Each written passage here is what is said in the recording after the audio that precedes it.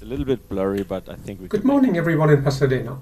I'm sorry that I cannot be there with you today, but I hope that we can still have an interesting discussion after my pre-recorded talk. I will now give an overview of my Onward essay, Redressing the Balance, a Yin-Yang Perspective in Information Technology. But before doing so, I'll say in a few words where I'm coming from. Unlike most of you, I'm not a computer scientist. I'm a computational scientist. I studied physics, and then I did research in computational physics, chemistry, and biology for a bit more than 30 years. It started with my PhD in 1990, where I worked on colloids, which are simple systems. I did prototyping using APL on an Atari ST, and then I wrote production code in Fortran 77, which I deployed on IBM mainframes and YMP supercomputers. That was a rather satisfying setup for the time. Then in 1994, I moved on to studying proteins, which are complex systems. And there I discovered a universe where everybody ran Fortran spaghetti code that nobody understood anymore. And I also had my first contact with irreducible computations. That is, the same program gave different results on two different machines which from my perspective were identical. These experiences led me in 1995 to become a co-founder of Numerical Python and then the Scientific Python ecosystem. But in 2010, frustration with Python set in as well. So I could give as an alternative title of this talk, 30 years of dissatisfaction with scientific computing. The Yin-Yang lens that I will apply in my analysis is unfortunately not easy to describe in a few minutes. It has its origins in Chinese philosophy, where it is seen as a duality that is fundamental to the universe and expresses itself everywhere. I'm borrowing it as a tool, as a lens to look at things, and in particular to look at processes which have opposing characteristics but are also complementary and feed each other. The image behind these terms is a mountain illuminated by the sun. It has a shady yin side, which is dark and absorbing, and then a sunny yang side, which is bright and radiating outwards. In the course of the day, the sun moves around, and it is different parts of the mountains which are yin and yang. So this is a dynamic rather than a static picture. As a simple application of the Yin-Yang lens, consider a conversation between two people. Listening is the absorbing phase of the conversation. It is the yin phase, whereas speaking is the radiating outward going phase, the yang phase. The Yin-Yang lens is typically used to watch out for harmony or balance. And this is a nice illustration because a conversation in which one person always speaks and the other one always listens is not balanced. Balance requires a back and forth on both parts. I will use the Yin-Yang lens to look at how people interact with the world around them, where people could be individuals, but also teams or even society as a whole. And the world around them includes both the natural environment and other people. Yin phases in this context consist of absorbing information from the outside world and adapting your inner state to it. This means activities such as observing, learning, understanding, and trusting. Whereas yang phases consist of reaching out and changing the world, using activities such as manipulating, constructing, or shaping. A nice example of a yin-yang pair here is science, the yin phase, engineering, the yang phase, both looking at how society as a whole interacts with the natural environment. Up to here, it looks like yin and yang are symmetrical. But there's also the widespread notion in Chinese philosophy, in particular Taoism, that yin is a kind of preparation for the subsequent yang phase. Taoism has the central notion of wu wei, which is often translated as effortless action. The idea is that you should respect the order and flow of nature and perturb it as little as possible. That means when you do something, you first need to understand the situation, know about your options, and then act by minimal intervention. So this is clearly yin, yin, yin before yang.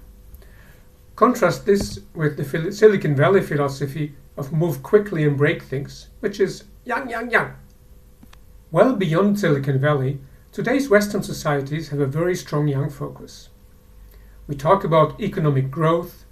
Engineers are looking for solutions that scale. All these are yang terms, which I show here in blue in italic script. Another example is that the notion of progress, which was quite prevalent when I was a student, has largely been replaced by the term of innovation.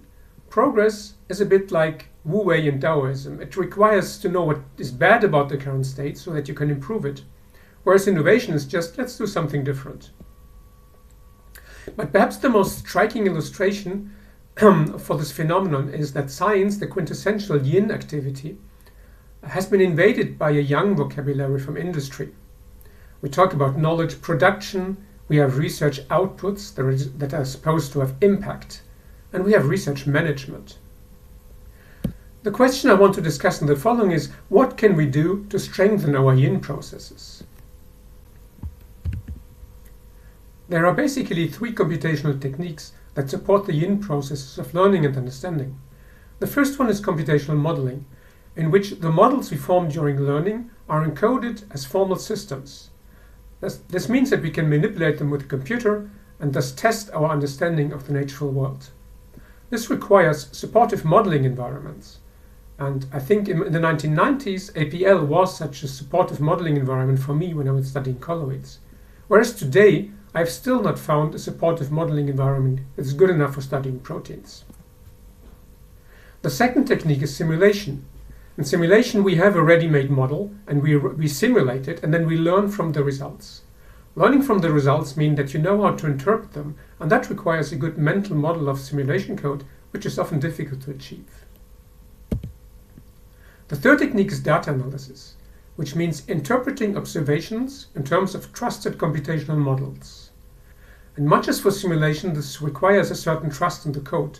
You have to trust the code to implement the computational models faithfully. I will now look at some of the tools and techniques we use to implement these basic computational methods. I will point out their yang focus and suggest more yin-friendly alternatives. I will start with environments for computational modeling.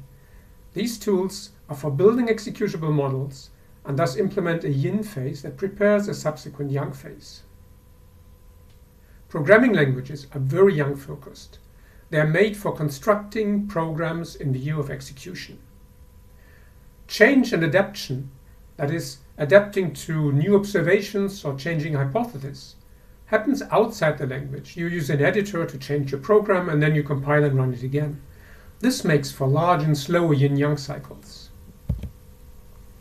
Live programming environments such as Lisp, Smalltalk, or APL are made for supporting an alternation between adaptation and execution.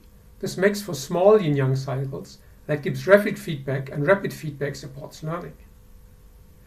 But we could go even beyond that, because we have a much more yin-friendly technique, which is specification languages. Specification languages are actually made for modeling rather than executing. You don't have to have a complete specification. You can write down pieces of it as they come. You can combine them freely, and you can explore them using tools such as model checkers. Unfortunately, specification languages are used today mostly in formal methods for validating large software systems. That is again the yang process of constructing software systems. We do not have interactive modeling environments that use specification languages. The type systems we have in programming languages are also very yang focused. I would even call them totalitarian. There is the one and only type system of your language, and everybody has exactly one type. In a more yin-friendly world, we would have partially and focused type systems.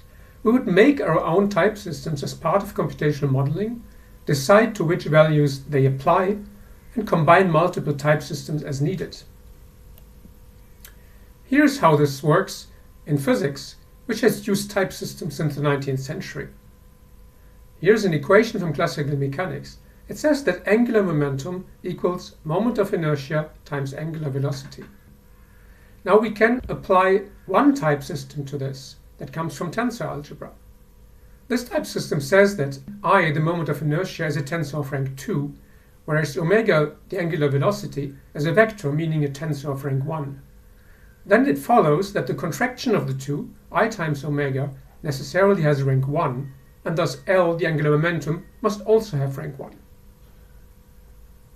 Independently, we can apply another type system, which is called dimensional analysis. Here, we see that the moment of inertia I has dimensions mass times length squared, whereas the angular velocity, omega, has dimension 1 over time. The product must then have dimension mass times length squared over time, and that means that L, the angular momentum, must also have dimension mass times length squared over time. These two type systems are independent and can both be applied to the same equations independently. Next, I will look at tools and techniques for implementing simulation and data analysis. These are about deriving insight from computation. They are about yin processes that happen after the yang process of computation.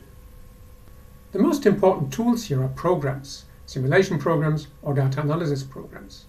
Programs are yang artifacts. They are made for execution, and we judge them according to criteria such as the efficiency of execution or how good the user interface to execution is. For the yin phase of interpreting, understanding and trusting the results, something else is much more important. That is that users can have an accurate mental model of them. And not only an accurate one, but also a complete one. There should be no hidden functionality. Hidden functionality may suggest things such as smartphones secretly spying on you, and that would actually be a good example. In computational science, we have more mundane and less malicious cases. As an example, a former office neighbor of mine had to throw away the results of 3 months of supercomputer simulations after discovering, by accidentally reading a footnote in the program's documentation, that there was some optimization step implemented, switched on by default, for making nicer visualization videos out of the data. And these steps completely ruined the data for his purposes, which were different from what the program's authors had initially in mind. So for me, something that is documented in a footnote qualifies as hidden. There is another aspect to this, which is that mental models that users form are invalidated by rapid change. Nowadays, programs tend to be updated very frequently, and you cannot really develop trust into a piece of software that changes faster than you can understand it. In philosophy of science, such issues are grouped under the label of epistemic capacity, which is philosophers' jargon for you don't really know what is going on inside a computer.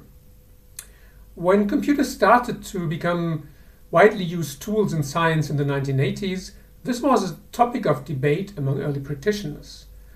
Some raising doubts about using a tool for research that you can't really understand deeply.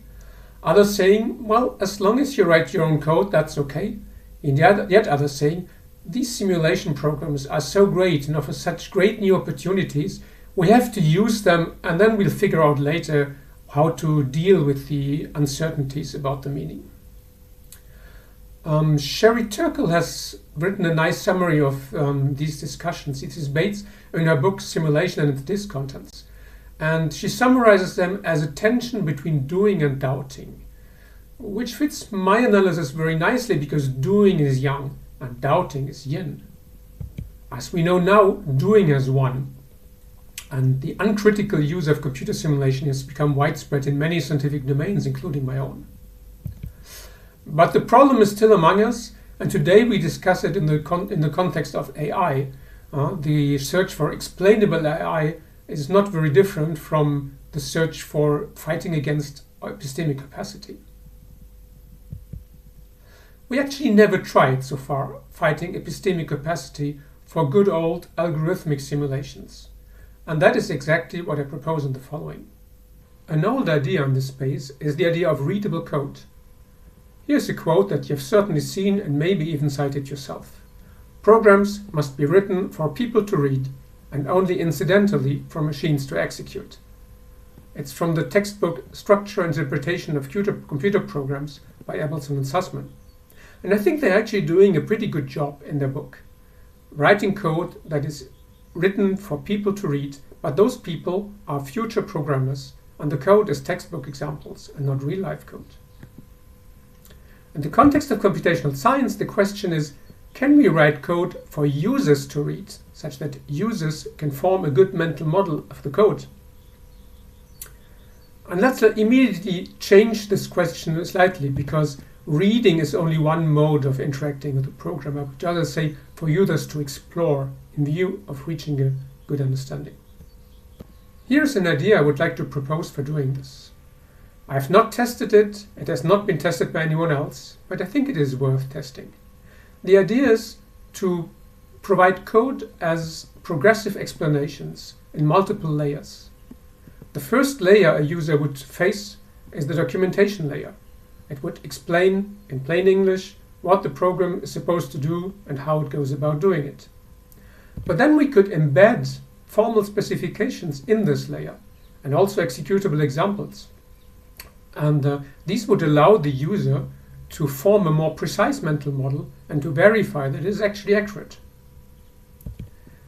A second layer would be a high-level implementation.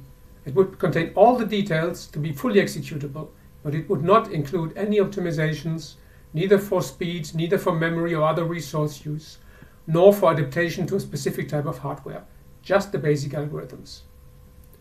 And then, in a third layer, an optimized implementation, which is what people would actually run, executable by a machine. The obvious challenge is to keep these layers coherent as they evolve. This is certainly not easy, it doesn't sound impossible either, and I think it is worth trying. As an illustration how such progressive explanation could work, let me show you a prototype I've been working on that implements some of these ideas. What you see here is Glamorous Toolkit, a modern Smalltalk environment. It contains a knowledge-based system which implements something like a personal wiki. And what I've added to this wiki is the possibility to embed formal specifications in the text. Everything you see in blue on the left-hand side here is part of a formal specification.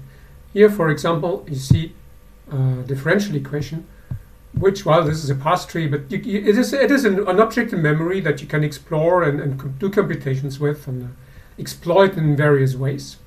For example, you will see a bit further down a piece of simulation code. This runs a simulation based on this differential equation. And then you get a time series as a result, and you can get a plot for that. Okay, so now let's suppose that we have found a way to make code readable for users. It is still not reasonable for a user to read all of the code that they use for some project. There's simply too much of it.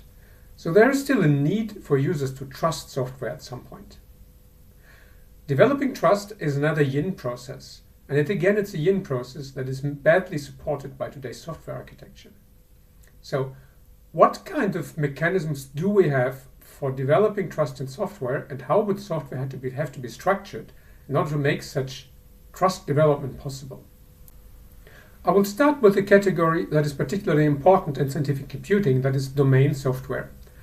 That is software that embeds scientific knowledge of a specific domain and is used to solve domain-specific problems. So this would be a climate model, this would be a protein simulation engine, or etc., etc. If you ask computational scientists what software they use, then all the names you would get in reply are names of domain-specific software. So here, the main source of trust would be openness to inspection. Because even if you don't read the code yourself, the mere fact that it is readable, and that is both legally readable and practically readable, means that you and your colleagues can check it if you want to. And that by itself is a source of trust. The other source of trust, and today the only one because our code is not readable, is trust by reputation. It is say, okay, I trust this piece of software because all of my colleagues use it, they have good experience with it, and they're happy with it, etc., etc. But here, the big risk is a trust bubble. That is, everybody trusts the software because everybody else seems to trust the software, and this trust is not grounded. There's nobody who has actually critically examined it because it is not examinable in practice. And I think this is the case for many of today's scientific software packages. The second category I see is what I call infrastructure software. Things like compilers, data management tools, foundational algorithms such as linear algebra from my domain. This is software that people typically use and even depend on without being aware of it. It is used indirectly, it's dependencies of the domain software. And a nice way to develop trust here would be to treat them just like any other industrial product, like a fridge, like a car, like a television set. That is, we trust these devices because they are widely used. They are examined by others, and these people write about them. This would be reviews, this could be journalists or whatever. There could also be audits, official audits. There could be norms, regulations, certifications, etc. If I trust the brakes of my car, that is because I know that there are security rules behind it that are enforced by state control entities. And there's also, of course, still trust by reputation. That would in this case be something like brand names. The third category is what I call situated software. It's scripts, notebook, makefiles, short pieces of code that are specific to a research project and that you would mostly read to learn what has been done or read as a source of inspiration. And then you would write your own code and use those ideas, but you would not reuse the code identically. So the object of trust is already a bit different. Such software is always built on top of infrastructure and domain software. And trust here would come from reading, of course, but also from personal relations. If you're in a team, for example, you're working on a research project in the team, and there's one person writing the code, then the other people would typically trust this person because, well, that's our computer person, and well, that's the kind of relation you have. And the same could happen in a family or in a work team and other situations. In those three boxes, I have indicated a numerical metric that you can use to judge in which category a certain piece of software is. And it's based on the number of contributors, NC, and the number of users, NU. So for situated software, there's typically one contributor and maybe 10 users. I'm limiting myself to orders of magnitude here. It's only powers of 10. Domain software would be characterized by a ratio of user to contributor numbers, which is something between 10 and 1,000. And infrastructure software would be, this ratio would be above 1,000, so many more users than contributors. The main obstacle to trust development for domain software is that the code is not readable for users. Code is readable only for developers. And in practice, for these small communities, anybody who has both the technical and the domain competence to read the code is probably part of the development team, so there is no independent evaluation. For infrastructure software, the external evaluation would have to be done by paid professionals, supervised by institutions. But today we do not have such institutions, nor do we have the legal frameworks to make this happen. So in practice, today, both domain software and infrastructure software can only be trusted through reputation, and as I already pointed out, this often leads to bubbles. So that's what I wanted to tell you as a first overview. In conclusion, my main thesis is that our world is increasingly young-focused, and that as a consequence, yin computing has been neglected for decades. However, there are interesting challenges for research and development in this field. A few topics I've told you about are interactive modeling environments for specifications, yin-friendly type systems, user-readable code, and trustworthy software.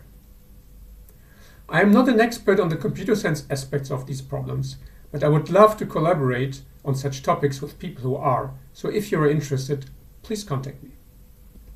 And of course, there is more on the essay, so please read it.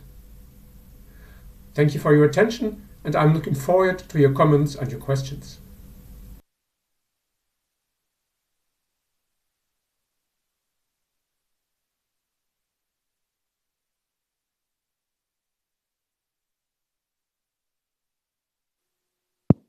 Yes, so thank you again for your video, for your talk. And so, do we have a first question? I think there are a lot of aspects in this talk. I liked how you summarized what a Smalltalk system is in this yin-yang perspective. And I never imagined to expand the simple, oh, it's a quick feedback loop, to this theory. So it's really interesting to think about light and dark and these opposites. And now I'm thinking about the simplicity talk, but just maybe because of the light of all the contrasts that had. So we have a question from Mary Shaw. Go ahead. Thank you for a thoughtful and provocative talk. I'll ask a question about a particular detail, which is the documentation. Can you go Oh, It's still. is the micro? No, it's. Is there an on switch? Oh, we're still figuring out the other microphone. No, that's something. Yeah, approaches a little bit more. Okay. Go ahead. Now I'm in. Thank you for a provocative talk. I'll focus on a question on a particular aspect, which is the documentation layer. My observation over the years has been that the things that get kept up to date are the things that have to be accurate or the build breaks. And usually that's the code. When we were working on architectures, we tried to build a system in which it was the high-level description.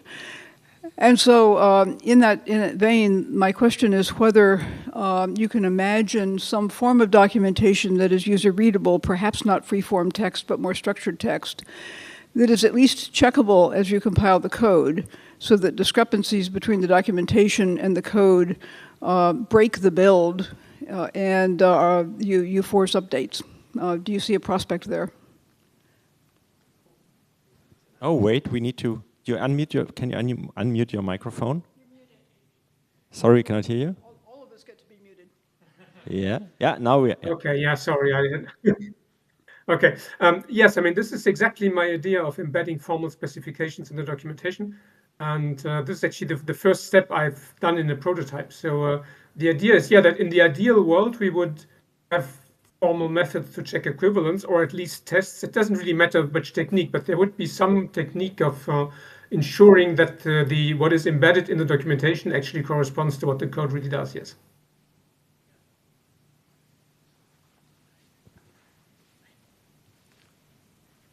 Thanks for the talk. I had a flashback moment to literate programming, which didn't really take off.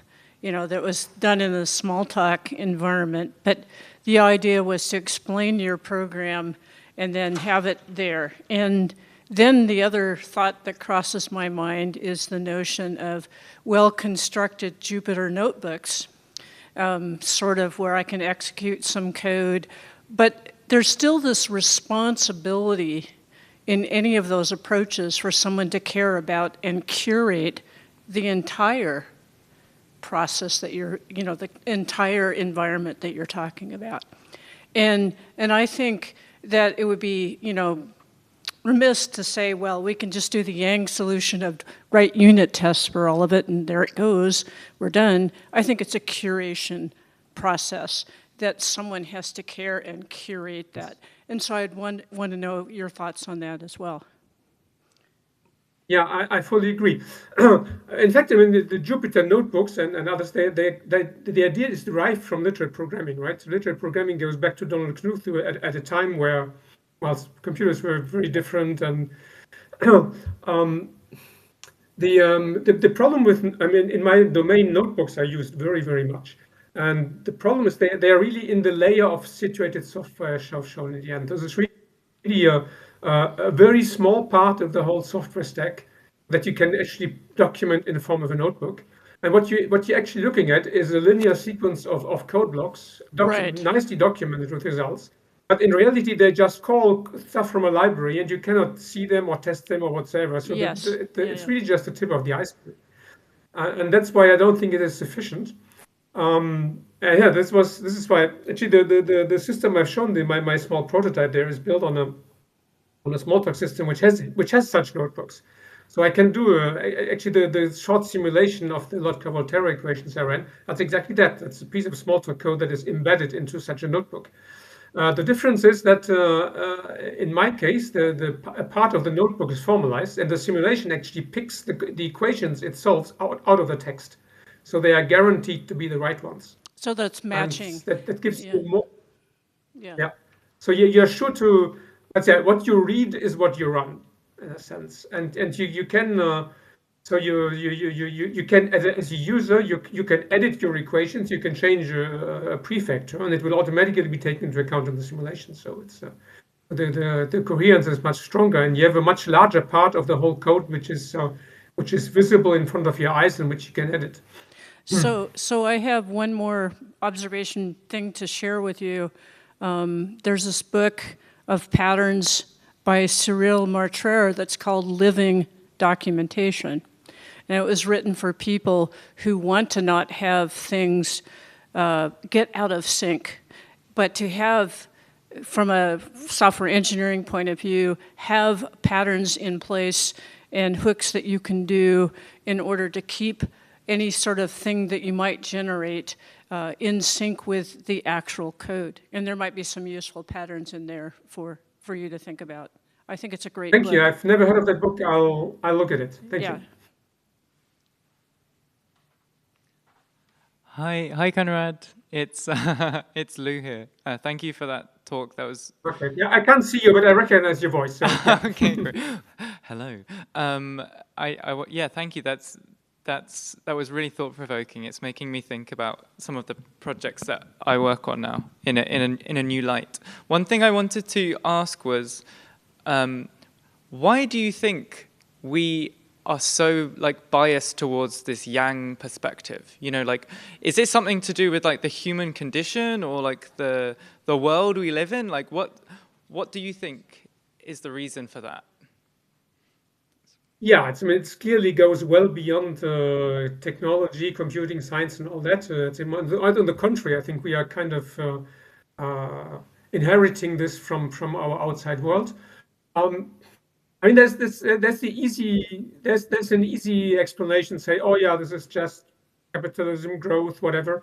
Actually, if you look at the Taoist philosophy literature, they have complained about Yang dominance, well, 2,000, 3,000 years ago. So it's not really a new phenomenon, and I don't know. I mean, if this is just descriptive, it's not an explanation, of course. So yeah, I think it's probably part of human nature. Yeah, and I think the Taoist philosophy was that you have to act against it. It's not good. You have to act against it, and that's kind of what I'm trying to do as well, in a way. Yeah.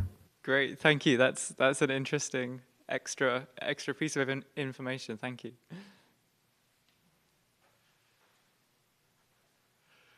Hi. So I kind of have the feeling that software development has been getting much more yangy in recent years, and that some of the popular development processes, the agile movement, continuous integration, continuous shipping have pushed more and more emphasis onto the code and coding as the sole important artifact. And if I think back to really ancient times, and certainly I started quite young, but in the era where you had to punch things into cards and you had hour-long, if not day-long turnarounds, you thought a lot more before you committed to the key punch. And people stretched things out on paper, wrote little diagrams, and then translated that in the code. And my sense is that those pre-coding steps are more yin. Yes, of course. I think. I'm wondering how we can push things back so there's a little bit less immediate code emphasis and more emphasis on the yin side. Yeah, well, that is exactly what I'm trying to do, and of course, I'm not saying that we should get back to making things expensive, making mistakes expensive, and this was the reason why you had to think about things before, right? Not saying we should necessarily get back to that, but I would say we should. I said that was my idea of we should have better feedback loops and discover problems early. And for me, this means that we should actually have a modeling phase. You would probably call it differently in software engineering, with requirements or whatever. In science, I would call it a modeling phase.